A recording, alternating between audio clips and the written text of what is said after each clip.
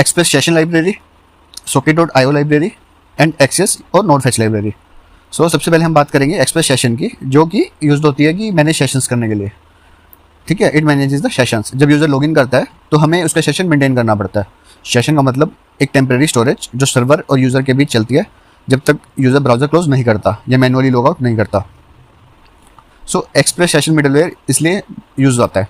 सो ये क्या करता है, ये यूज़र के लिए एक यूनिक सेशन आईडी बनाता है एंड सेशन डाटा सर्वर पे स्टोर होता है और सेशन आईडी कुकी के थ्रू क्लाइंट पे सेंड होती है।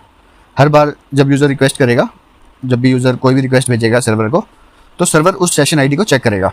ठीक है, तो इसके बेसिकली यूज़ केस क्या रहते हैं, फॉर लॉगिन लॉगआउट सिस्टम के लिए यूज़ होता है, शॉपिंग कार्ट्स के लिए यूज़ होता है in e commerce applications, remembering the user preferences जैसे कि डे या उसका रहता है ना नाइट का। ओके, सो एक्सप्रेस सेशन यूज़र को बार बार लॉगिन करने से बचाता है। ठीक है, और स्मूथ एक्सपीरियंस देता है यूज़र को। अब बात करते हैं हम socket.io की, that is used for the real time web socket communications. So basically जो नॉर्मल HTTP रिक्वेस्ट रिस्पॉन्स होते हैं वो एक सिंगल वे कम्युनिकेशन होती है। क्लाइंट रिक्वेस्ट भेजता है और सर्वर रिस्पॉन्स देता है। लेकिन अगर हमें रियल टाइम फीचर्स चाहिए जैसे चैट एप्लीकेशन जिसमें डुप्लेक्स कम्युनिकेशन होती है, लाइव नोटिफिकेशंस, मल्टीप्लेयर गेम्स, तो हमें चाहिए वेब सॉकेट्स लाइब्रेरी। ठीक है, तो socket.io एक लाइब्रेरी है जो वेब सॉकेट्स को सिंपल बनाती है। सो ये बेसिकली क्या करती है socket.io, ये एक बाई डायरेक्शनल कम्युनिकेशन अलाउ करती है क्लाइंट और सर्वर के बीच में, real time bi directional communication.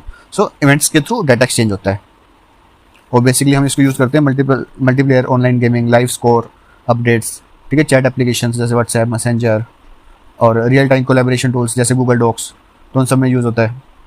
अब बात करते हैं हम एक्सियोस और नोड फेच लाइब्रेरी की, that is used for the HTTP request to the external APIs।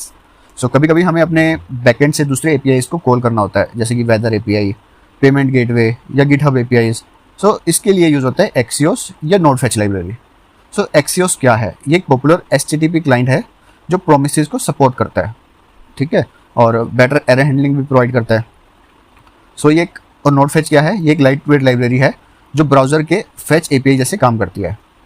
Basically इनके यूज केसेस रहते हैं कि जैसे वेदर एप्लीकेशन जब हम बनाते हैं तो एक्सटर्नल वेदर API को कॉल करते हैं, पेमेंट इंटीग्रेशन करते हैं तो थर्ड पार्टी लाइब्रेरी जैसे रेजर पे, स्ट्राइप, पेपाल, इनका यूज़ करते हैं।